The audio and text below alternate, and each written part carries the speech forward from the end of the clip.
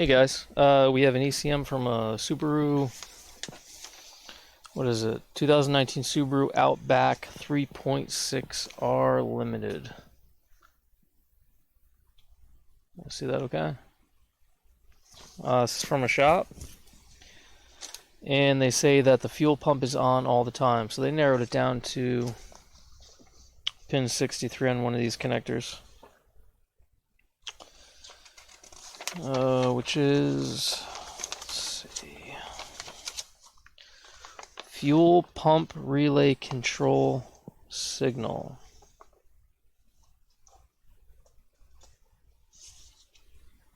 Which I guess is turning the fuel pump relay on constantly. And it's only supposed to be intermittently on and off, from what they tell me.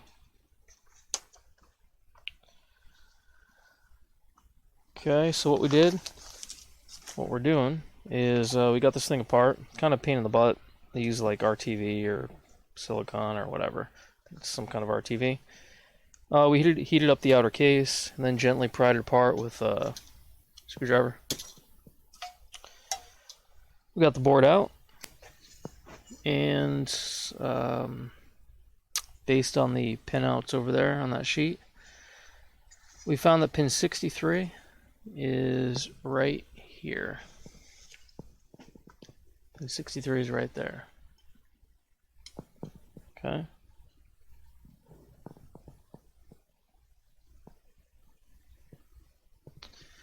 So now what we're trying to do is we're trying to just trace out where that pin 63 goes. We don't do too many ECM repairs. I mean, we're not really set up for it here, but especially locally, we get quite a few in. There's nowhere else to send it to.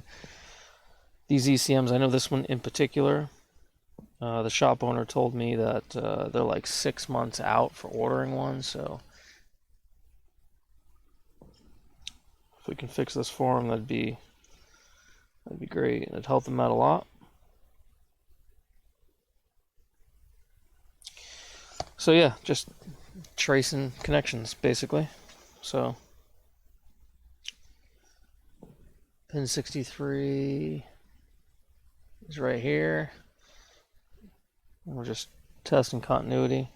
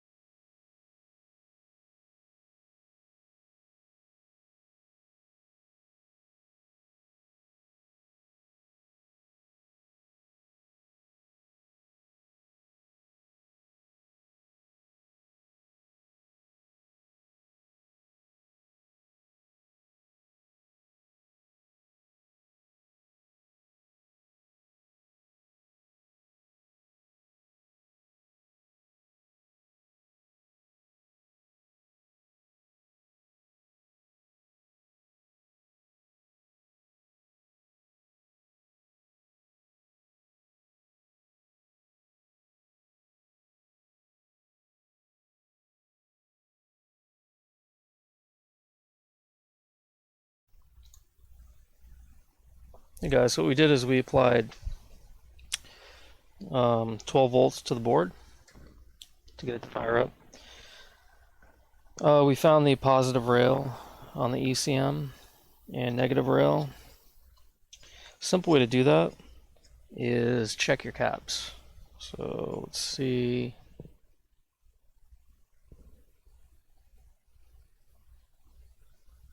There. So we traced out pin 1 from, I think I'm calling connector B. Pin 1 is battery voltage, 12 volts. And then ground is easy, right? So we hooked right up to that cap right there. We're drawing about 150 milliamps. Seems right to me. And what we're doing is we're going to check fuel pump control unit diagnostics signal, which is pin 8. It's pin 8. So let's ground our meter. Now, if everything's working properly, God, this heatsink compound is making a mess of my bench. If everything's working properly, there should be battery voltage on pin 8. So 1, 2, 3, 4, 5, 6, 7, 8. And we are getting 12 volts. So according to the fuel pump diagnostics signal, we're getting 12 volts. Now obviously the fuel pump isn't connected. I mean, we just applied power. So you know, the fuel pump's not connected, all the other sensors and solenoids and everything aren't connected.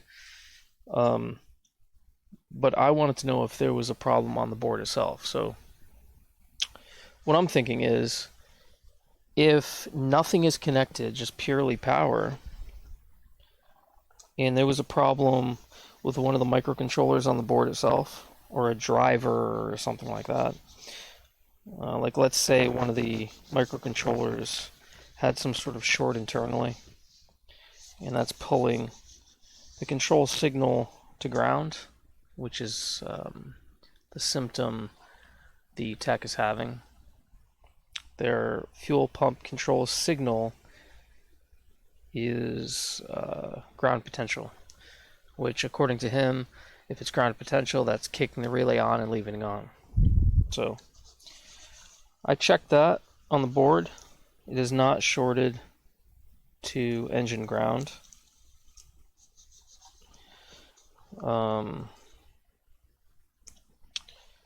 So if it's not shorted to engine ground, that means the problem must be somewhere else, either in the wiring harness of the vehicle, one of the sensors in the vehicle, maybe a crank sensor, RPM sensor, whatever fires up the fuel pump.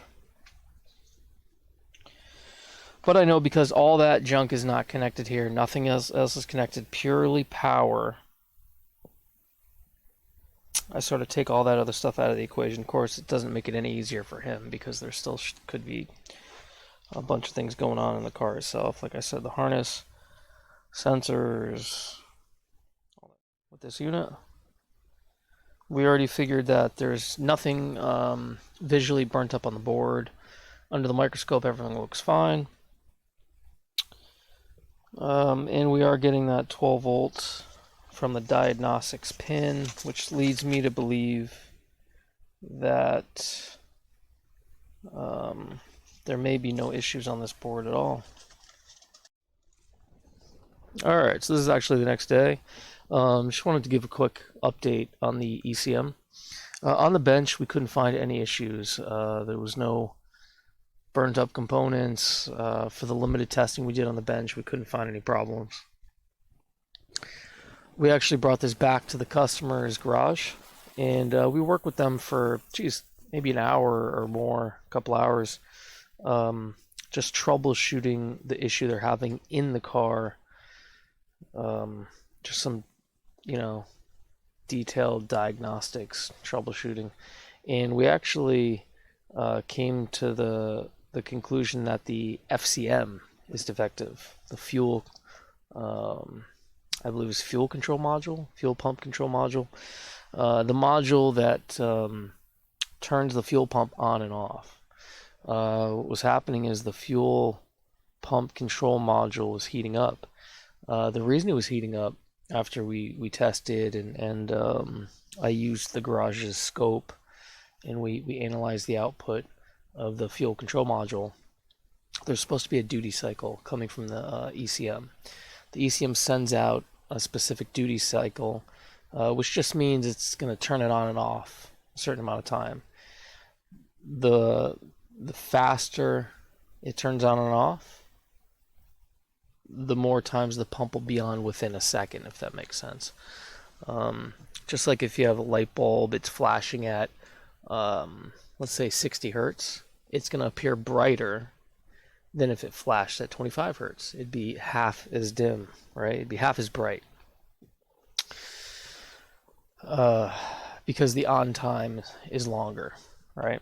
So anyway, the FCM was getting warm. We checked the output. and it looked like there was 12 volts constant to the fuel pump, which explains it heating up, obviously.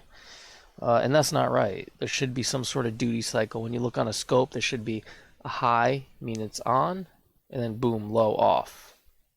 On, off, on, off. So something like a square wave we were looking for. We were not getting that. Okay.